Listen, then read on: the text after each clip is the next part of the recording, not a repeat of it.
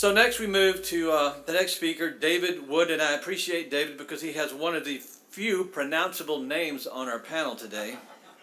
David, thank you, Nick, and Julie, and Marie for having pronounceable English names.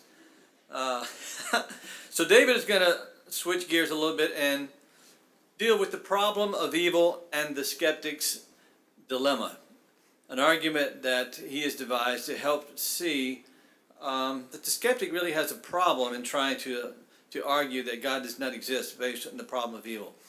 David just graduated recently from Fordham University, doctorate in philosophy. He's a member of the Evangelical Philosophy Society and the Hume Society. David, as a former atheist, later became a Christian after examining the historical evidence for the resurrection of Jesus. Gee, imagine that there actually is reasonable truth there. He's a contributor to the books Evidence for God, 50 Arguments for Faith from the Bible, History, Philosophy, and Science Defending the Resurrection, and True Reason, Christian Responses to the Challenge of Atheism. He has participated in more than 40 moderated public debates, and he runs the website act17.net. He lives in the Bronx with his wife Marie, who will be speaking later today, and his 4 sons, Lucian, Blaze, Reed, and Paley. Welcome, Dr. David Wood.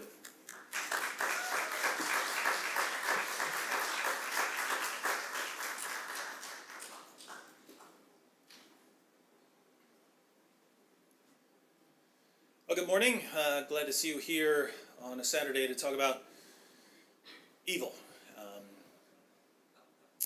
Interesting statistic, 100% of the people in this room have done evil things to other people. And 100% of the people in this room have been victims of evil done to them by other people. So there's a lot of evil represented in just this room, and we're in a church. So, I mean, think about what the rest of the world must be like.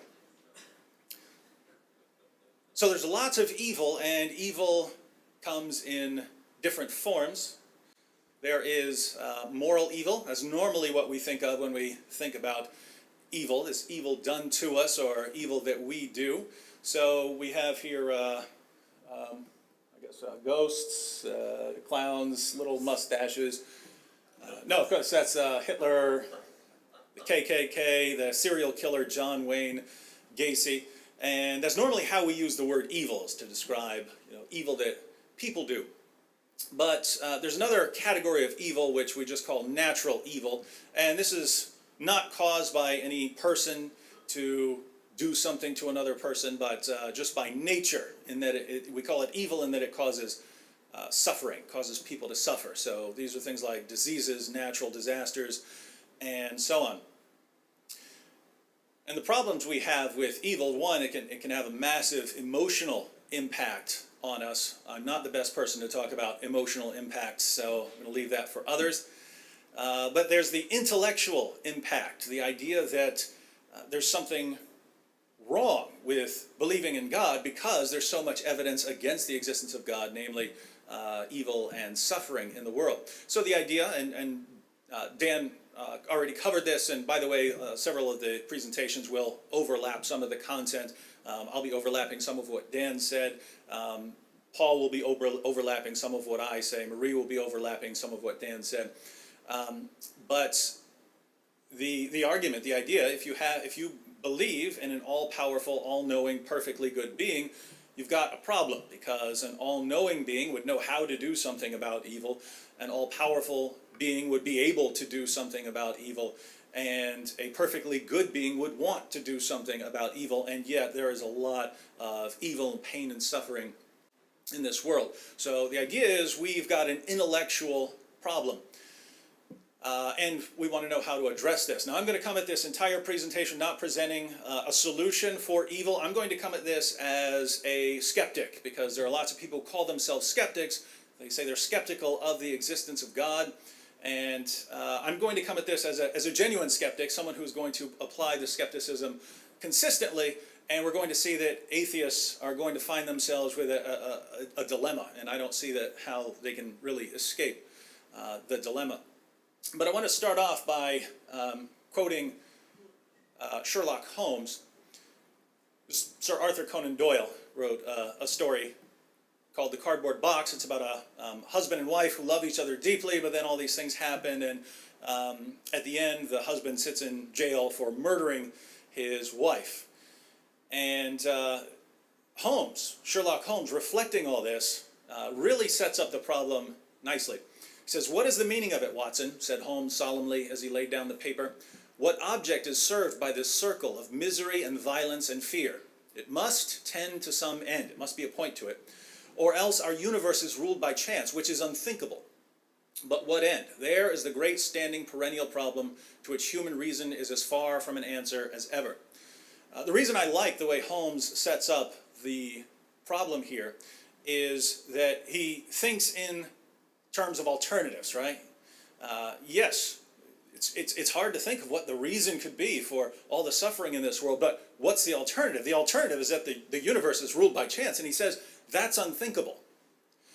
And he's absolutely right that that is unthinkable. I don't care how much people say the universe is ruled by chance. They don't really believe it. In order to even think that, you'd have to use your brain, which is ultimately derived from the universe ruled by chance that you say you believe in, and so you couldn't actually trust your reasoning processes if you believe that the processes that gave rise to your brain is chance, right? You couldn't trust that sort of system. So even in raising the claim that the universe is run by chance, you have to assume the opposite of what you're saying, right? And that's an instant mental breakdown. So that's why it's unthinkable to think that the universe is actually run by chance. So here's what we have. We have a little dilemma. We're going to have a cooler dilemma later. But the dilemma here is, I mean, think about it. Either there's a point to suffering. There's only two possibilities here. Either there's a point to suffering or there's no point to suffering. So we think about the alternatives and we think about the implications of the alternative. So if there is a point to suffering, we've got a problem, right? That's kind of difficult to believe. If you see some of the horrific suffering that goes on in the world, it's difficult to think that there's really a point to it. So the question is, what would it be, right? When a child is going through horrible agony or something like this, what could that point possibly be? But we have to consider the alternative, that there is no point to suffering, and, well, that's unthinkable. Now, Sherlock Holmes is famous for his method of detective work, where he would say that once you eliminate the impossible, whatever is left must be the truth. Doesn't matter how improbable it is. Once you've eliminated the impossible, whatever is left, that has to be true. And we can modify it slightly for this quotation. Once you eliminate the unthinkable, whatever is left must be the truth. And so if saying that there's no point to suffering is actually unthinkable, because we would have to believe that the universe is run by chance and we can't actually coherently think that, then whatever's left has to be the truth. So we have to rule out the unthinkable option. That means that there would be a point to suffering. Whether you are aware of it or not, whether you know what the point is, you can say, well, the alternative is impossible. Now, the reason I like this approach is many atheists just don't think in terms of investigating alternatives when they're rejecting something. And in general, if you are rejecting a worldview or a theory or a hypothesis, it's important to think, what's the alternative? What are the implications of the alternative? Is the alternative and its implications, are these really more believable, more persuasive than what I'm rejecting?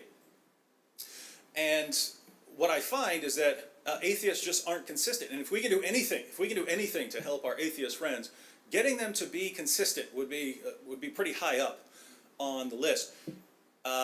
So come up with creative ways to do that. I get emails from atheists, and some of them are nice. Most of them are the opposite of nice.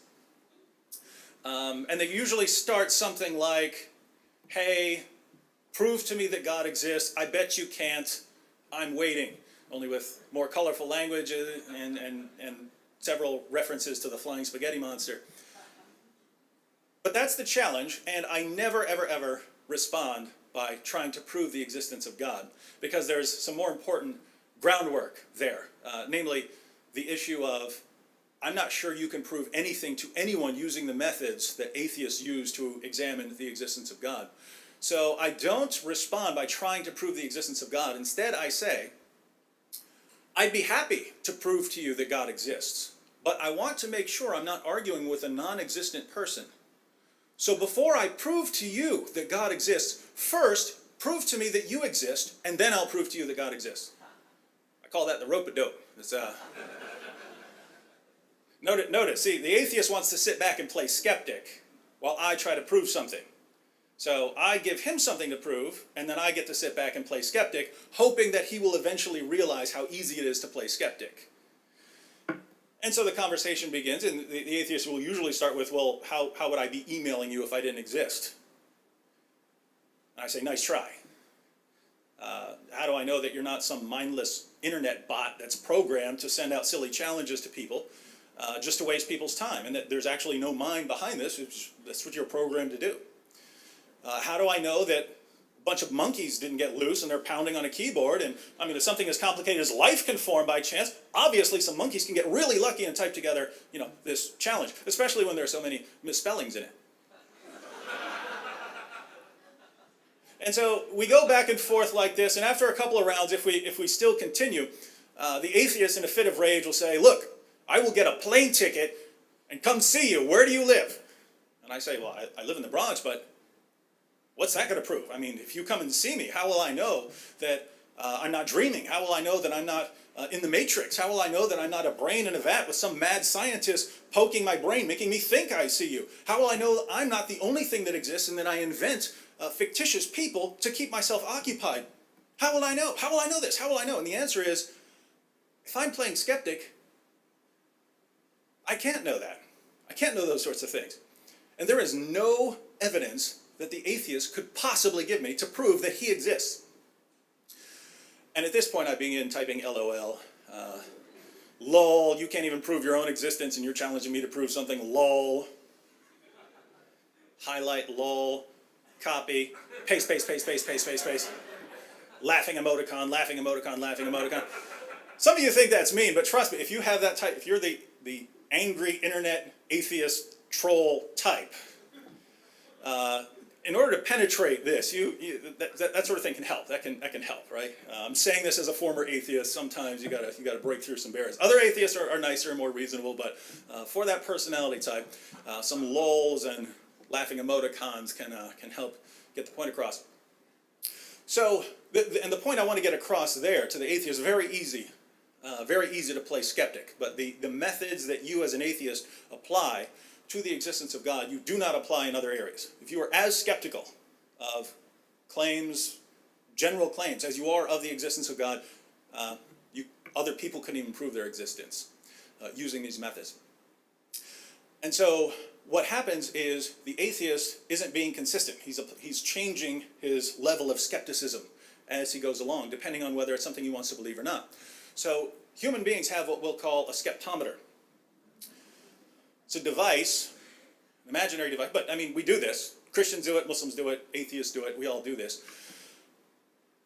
We can adjust our level of skepticism, right? You can be, if you don't want to believe something, you can just be very skeptical about it and demand complete proof, and you don't get it, so you say, haha, see? Or if you want to believe something, you can lower the level of skepticism down to complete gullibility, where I'll believe any evidence or any argument for this, right? So if you want to believe in leprechauns, you could actually believe in leprechauns. I mean, if you lower your level of skepticism down low enough, you can, look, I saw a leprechaun in a cereal box. Lucky Charms, and it's good enough for me, right? It's a picture of him right there. So you can lower your level of skepticism to where anything would count as evidence. The question is that really good evidence? So we can be very skeptical. Some people are very skeptical. We can be very gullible. Some people are very gullible. But the idea is to be consistent, right? If you're pick some consistent level and then apply it. Apply it whatever the issue you're evaluating. And what I find is that atheists just do not do this. Right? So let's look at an argument. Here's a cosmological argument. Simple one. Whatever begins to exist must have a cause. The universe began to exist, therefore the universe must have a cause. Think about those premises. Whatever begins to exist must have a cause. If something doesn't exist and then does exist, if it has a beginning of its existence, there must be some cause of it, right? That seems very, very obvious. The second premise, the universe began to exist. We know this scientifically, we know this philosophically, We know this mathematically because you end up with all sorts of mathematical absurdities and contradictions if you try to, if you come up with the idea of an actual infinite that if you say the universe didn't have a beginning, you have to say that it has existed for all eternity. We've actually crossed an infinite amount of time, and you end up with some problems both mathematically and philosophically from trying to say that. But you can just go science, trace the universe backwards, you get to a point. So the conclusion of those, if you accept those two premises, is therefore the universe must have a cause, and you can actually take it further and evaluate what this cause must be like, and you end up getting something that sounds an awful lot like God. So people don't want to accept the conclusion, and so they have to reject one of these premises. Now, here's the point. You have to be very, very skeptical to reject one of those two premises, right? You have to be very skeptical if you want to say, no, I say something can begin to exist with no cause. If you want to say, hey, things can come to, that chair could come into existence with no cause whatsoever, you have to have your skepticism set on maximum to reject that claim. Or if you want to say, oh, I say the universe didn't begin to exist, you have to be very skeptical in order to reject premise two. You have to you're throwing out science, mathematics, and philosophy all in one heap. But atheists will do it, and that's the point. So when atheists examine an argument like this that should be obvious, right? I mean, these are obvious premises. You should say, yeah, I grant that I don't see any way around those premises. But atheists will reject one or both of them.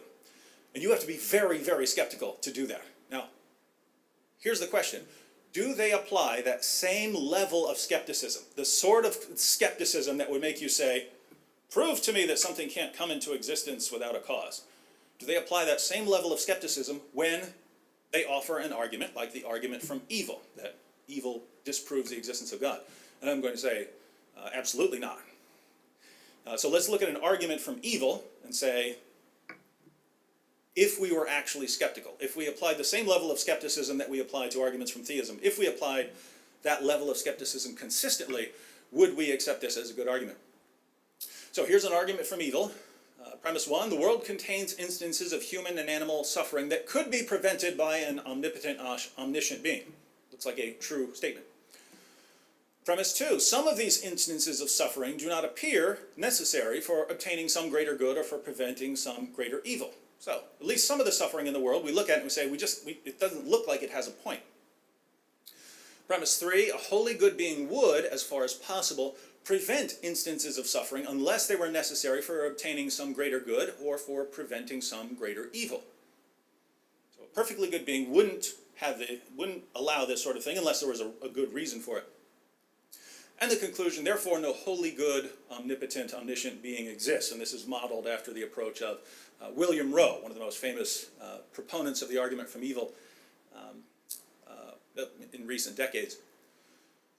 So that's an argument. Now let's be consistent. If we're consistent, then we're going to want to be skeptical, right? We're very skeptical if it's a design argument or a cosmological argument or an ontological argument or a moral argument or any kind of argument for theism.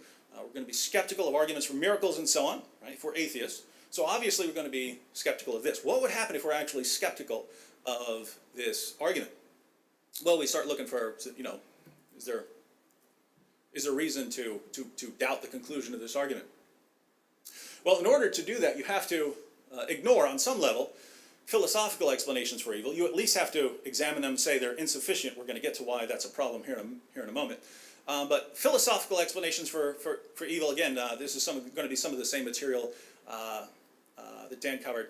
But philosophical explanations for evil, these are theodicies. And you can find theodicies in the Bible, but generally we can apply them philosophically as well. But two of the common ones would be free will theodicies. This is the Stepford Wives. You seen the Stepford Wives? Yeah. This is the idea that, well, the original was a horror movie, and the recent remake was a comedy. But the Stepford Wives is, Stepford is a place you take your wife, and then she gets reprogrammed by some awesome scientist who then makes the wife do exactly what you want. So you get to say, here's what I want my wife to do, here's how I want her to be, here are the features I want her to have, and in the remake, it puts like computer chip in her brain to control her.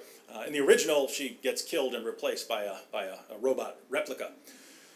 So the idea here is, if you had a wife who was just absolutely perfect in what she does. It's exactly what you want. Would that be better than a wife who doesn't perfectly do everything you want, but who actually chooses to do it and isn't programmed by some mad scientist? And people, whether atheists or not, will generally say, yeah, the non-programmed wife would actually be better, even though she's not doing exactly what you want. In fact, the only exception I've ever seen was an atheist I was debating. His name's John Loftus, and I brought this up, and I said, all right, who would rather have the Stepford wife? And he raised his hand, and his wife was sitting in the front row, by the way. So this is wild stuff here. So I mean, at least he's being consistent. He's being consistent there, and he's being honest. So that's good. But most people can get this idea that at least allowing some people the freedom to not do what you want is better in that, well, it seems to be more valuable in a sense, rather than forcing people to do something. Someone who chooses to love others, it seems to be more valuable than if I could put a chip in your brain and make you do something like that. And so the idea here is that if God gives us some freedom, then, well, it's up to us if we use that freedom to do good or to do bad, but the freedom itself is valuable. I'm not affirming or denying much of what I'm going to say here. I'm saying this is a popular theodicy that would explain some degree of moral evil. Then you have soul-building theodicies. The soul-building theodicies revolve around the idea that you can't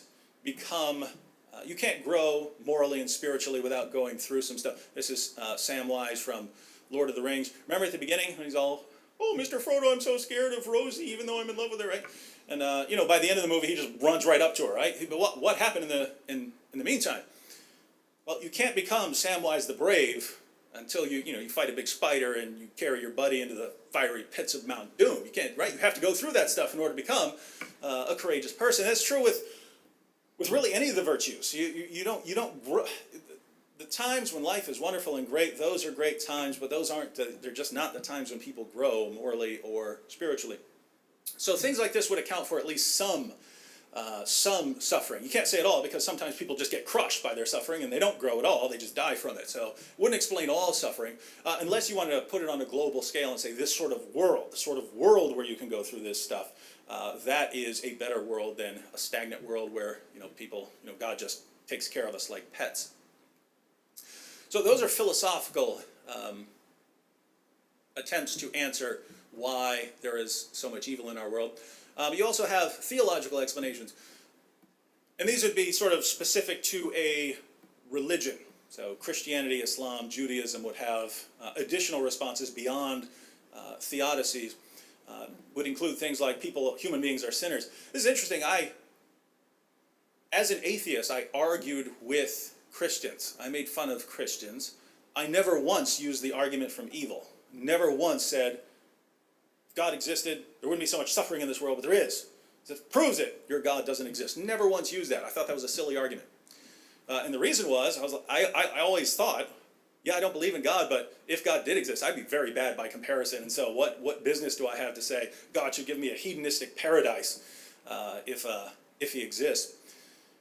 I understood, wow, we do lots of bad things. And what's interesting here is many of the examples that atheists use to show how much evil is done in this world, that's examples of people doing evil. So ironically, the more examples you pile up of the evil in our world, the more you're showing that, wow, we are really bad by comparison to God.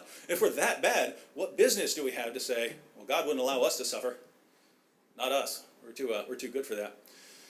So we do lots and lots of bad things. And from a Christian perspective, within a Christian worldview or a Muslim worldview or a Jewish worldview, it just doesn't make sense to say God would give us a kind of hedonistic paradise if he existed. And this brings us to the next one, which here Dan mentioned this briefly as well. In order to make many versions of the argument from evil, in order to get most of these versions going, you have to kind of assume a pain-minimizing, pleasure-maximizing deity, right? A God whose at least one of his primary concerns is making sure people don't suffer too much. And this is part of the reason I think that this argument is so popular now, whereas in the past it wasn't. It's no coincidence that the first full-fledged version of the argument from evil that we have on record is from a philosopher named Epicurus, who was sort of the founder of Epicureanism, which was a school of hedonism, right? Pleasure is what's good, pain is what's bad. That's how you determine what's good and bad, pleasure and pain.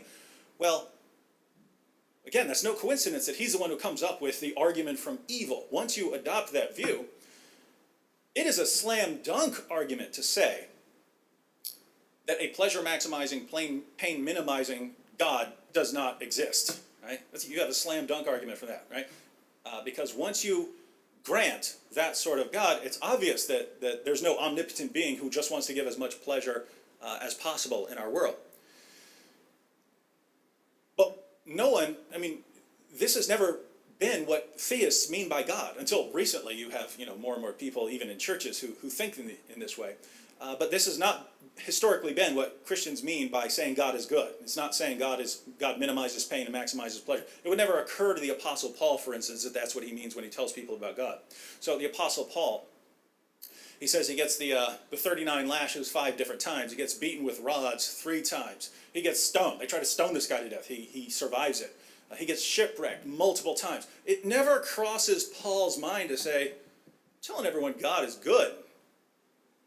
Obviously, he shouldn't be allowing me. I mean, I'm his main man here. He shouldn't be allowing me to go through all this, right? Never occurs to Paul to say, wow, Jesus is the main guy ever. Look what happened to him. God didn't maximize his pleasure or minimize his pain. What's going on here, right? Why? They're not thinking in terms of this sort of God. From a Christian perspective, there are things that are much more important than pain and pleasure. And so, yeah, if you're assuming this, you got a slam dunk argument from evil in the world. The problem is you haven't refuted Christianity or Islam or Judaism if you're arguing against this sort of God. But let's say the atheist wants to say, well, no, your God should be that way. Your God should be that way. He should be a pain minimizing God. You've got a scale of values now, right? Now you have a scale of values. And if we're being skeptical, remember, we're being skeptical. We were skeptical of the Kalam cosmological argument. We're skeptical of other arguments. If we're going to be skeptical and be consistently skeptical, I mean, it seems like a paradigm example of something you should be skeptical about to say, I know the sort of scale of values that God would have. Here's what would be on top. Here's what would be next. Here's what would be next. Here's what would be next. And the suffering we see in our world, that would be a paradigm example of things that God should eliminate, but doesn't. Well, if you're skeptical, how would you possibly say that? How could you possibly say that you have an accurate idea? If you're an atheist, your view is that your moral values are either just the product of society or they're hardwired into you by evolution. You had ancestors that had some kind of herd instinct, and we get morality from this. How do you then say, and then I have an accurate view of what's most important and what should be most important to God? So the next on the list would be, apart from the problem of having an accurate ordering of what's good and what's bad, just saying that there are any moral facts at all. Right? When we talk about objective moral facts, we mean that there are facts about what is right and what is wrong. On atheism and naturalism, there are no such facts. Right? You can say you like certain things better, or that certain things help a species survive better, but you can't say that there are things that are good and bad regardless of what people think about them. That only makes sense on theism. So here's what's going on. And Paul, I'm going through this briefly. This is actually a much more important point than I'm saying right now, but Paul's going to give a much more in-depth presentation on this, so I'm just covering it briefly. But the idea here, moral facts just do not fit into an atheistic world. If something is going to be right or wrong, independent of what we think about it, that has to come from somewhere. You don't find it in nature, right? A lion kills the cubs of a competing pride. You don't say that's right or wrong from the for the lion to do that. The lion is being immoral. So you can't get it from nature. You can't say this is the way things work in nature, and there's where we get our morality from. If you do say that, if you do say that's, which the atheist has to believe, if you do say that, you can't then say, here's what I know that God should do, that God ought to do such and such. You have no ground for saying what God ought to do. One, to say what God ought to do, you would have to be saying that there are moral values and duties that even God must honor, and two, that you are aware of them. And as an atheist, you just cannot make those sorts of claims. You can't say that there are these kinds of values and duties, and you can't say, too, that you would have access to them, because you don't. You don't as an atheist. You have no access to these. So, if you are presupposing something that only fits with theism, if you're saying there are objective moral facts that I'm using to argue against the existence of God, well, you're assuming the existence of God in arguing against theism, and that's a problem. But this often gets pointed out, but it's not just this. It's not just you're presupposing moral facts. You're presupposing everything else. And everything else only fits with theism. Here's what I mean. Think about what you need in order to have an argument from evil. What do you need in order to have an argument from evil? We have arguments from evil. We looked at one earlier, so we have them. What do you need for them? Well, first you need a universe, right? You can't have things that are suffering and people who are evaluating the existence of God based on the suffering without having a universe for this suffering to take place in. You need a finely tuned universe. In other words, the universe has to be capable of supporting life. So it can't be any random universe where life just can't exist. It needs to be a universe capable of supporting life. So it has to be adjusted, like adjusting a fish tank or something like that so that it can support fish. But even if you have a lovely universe, you still need to get the life, right? You still need to get the life, and life is very sophisticated. The simplest life known is much more complicated than this or that MacBook or anything else. You need that. You need human consciousness. You're not going to, dogs don't evaluate the argument from evil. You need human consciousness. You need human reasoning ability. You need logical laws. You need moral laws. All of this you need in order to even have an argument from evil against the existence of God. Notice, everything I just said you need in order to have the argument is something that is used as an argument for the existence of God. Very strange. So, it's like atheists are saying this.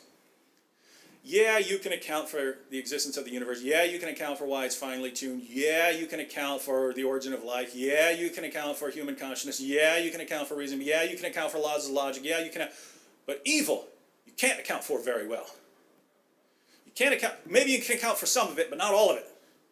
So what you have is, you theists, you can account for A, B, C, D, E, F, G, H, I, J, but you can't explain all of K. So you need to throw that out and instead adopt a worldview that can't explain anything. Not A, not B, not C, not D, right? Can't explain anything. You see that? If we're even remotely thinking about explanatory power, theism wins over everything in terms of what it can explain. Once you have an omnipotent deity, you can explain just about anything. Naturalism doesn't explain anything, not even a rock, right? So it's something, again, it's a problem of consistency, and atheists just aren't consistent. Here's what I mean here. My famous Venus de Milo example. Look at the Venus de Milo. This was discovered on the island of Milos, and suppose the guy who found it, instead of realizing that he had a statue, had instead said, well, kind of looks a little bit like a statue, but I can't really believe that it's a statue because I have to wonder, what kind of sculptor make a statue of Venus with no arms? Obviously, if a sculptor had made this thing, he would have put some arms on this thing. So, since there are no arms, and I would expect him to put arms here, I have to conclude that these are natural rock formations.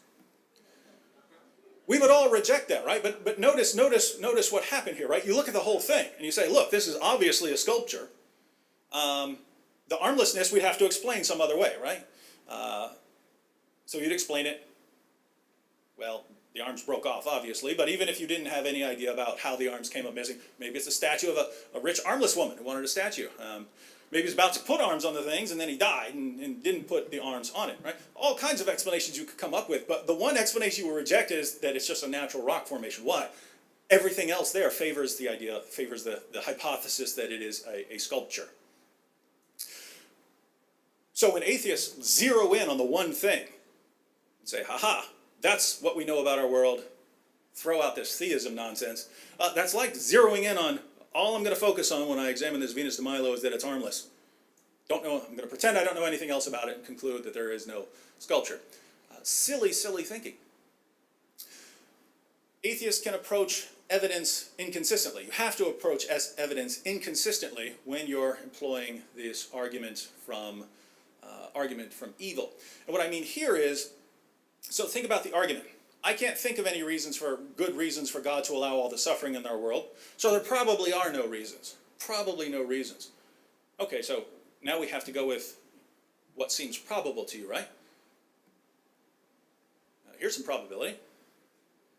If you want to get life, by chance, probability of getting the simplest imaginable life contains about 250 proteins, right? It doesn't exist. All existing life is more complicated than that. The simplest imaginable life, where scientists will say this could actually function as life, is about 250 average length proteins. You can calculate the odds of those average length proteins forming, and it's about 1 in 10 to the 164th power. To get 250 of those, you need to multiply that out 250 times, and you get 1 in 10 to the 41,000 power. Atheists will look at that and say, well, weird stuff happens, you know, this is weird stuff. They're not comprehending the numbers involved here, right? You can calculate the number of possible particle interactions since the beginning of the universe. You have 10 to the 80th, that's the number of particles in the entire universe, 10 to the 80th. 10 to the 16th, that's the number of seconds since the universe began to exist. 10 to the 43rd, assuming that particles can interact at the speed of light, that would be the maximum number of particle interactions per second. So look at what you can do. Total number of particles, total number of seconds, fastest number of interactions per second. You have the total number of particle interactions since the beginning of the universe. You end up with 10 to the 139th power. Notice, you're not even close to getting one of these proteins by chance. You need 250 for life that doesn't even exist. It's just the simplest we can imagine it. Atheists will look at this, weird stuff happens. Really, what happened to, hey, it seemed improbable to you that there could be reasons, and then because it seems improbable to you, I'm actually giving you numbers as far as the probability goes. You're just saying, oh, it seems improbable. Probability, schmobability, if we're talking about, this. Approaching explanations inconsistently. Right? Theists will look at theodicy. Atheists will look at theodicies and, saying, why would God give us a hedonistic world if we're sinners? They say, those aren't good explanations. Then when you start asking atheists for explanations of why is the universe finely tuned? It could have been so many different ways. Why is it like this? The main explanation now is the multiverse. That there is a vast, if not infinite, array of alternative universes, and we just happen to get the lucky universe that has the properties necessary for life. Well, guess what? If you get to appeal to alternative universes, and you're telling me I can't appeal to theodicies or something like that, you got a problem. But let's keep it completely parallel. If you get to appeal to alternative universes, obviously I do, right? So maybe there's an infinite array of alternative universes, and some of those, God does give a hedonistic paradise. But in our world, God was focused on other things. And so this is why our world has suffering. And atheists are going to laugh that out of the room, but guess what? It's exactly what you do. So inconsistent in their approach to explanations. Employing indefensible assumptions in order to use the argument from evil. You have to say, if God had reasons for allowing the suffering we see around us, we would have access to them. What possible basis do you have for saying that if God had reasons for allowing suffering, we would know them?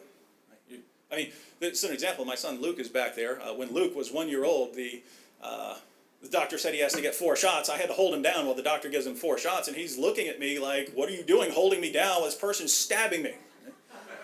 He has no idea. He has no idea, right? He has no idea why I'm sitting there holding him down. If he had formulated an argument based on his level of knowledge, he would have to say, look, Dad is helping this person stab me. He obviously doesn't love me, right? When that wasn't true. I know a lot more than he did. And the comparison between his knowledge as a 1-year-old and my knowledge as an adult is nothing compared to the gap between our knowledge and God's knowledge. How can we possibly say, if God had reasons, we know them? There's no basis for that. It's an assumption that's required for the argument, and it's completely false. It's interesting that even atheists admit that. I gave William Rowe's argument. William Rowe admits that is a very, very problematic assumption now. Took him a long time, but he did. And final point, dismissing knowledge of God. You can actually dismiss the conclusion of an argument if you know that the opposite is true. And you're rational in dismissing it, even if it looks like a good argument. I want to give an example here. Here's an argument to prove that 2 equals 1. If you're not up on your algebra, don't worry about it. Those of you who are up on your algebra, tell me if I'm wrong here. Premise 1, let's say A equals B, right? So if A is 1, B is 1, A is 2, B is 2. Obviously, A times A is going to be the same as A times B because they're equal. So it's going to be A squared equals AB.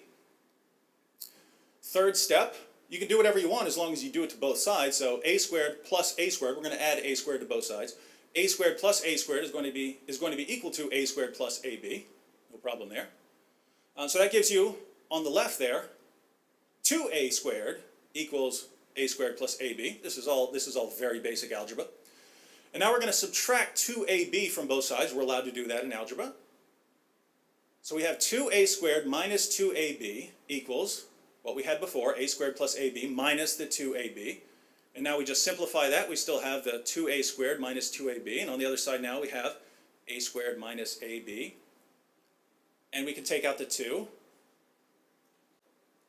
On the left, that gives us 2A squared minus AB. And on the other side we have 1A squared minus AB. Divide both sides by A squared minus AB. And we have 2 equals 1. There's actually a mistake in there that's hard to catch. I had to actually plug in numbers until I saw the problem. But suppose you look at this and you don't see any problem. Would that convince you that 2 equals 1?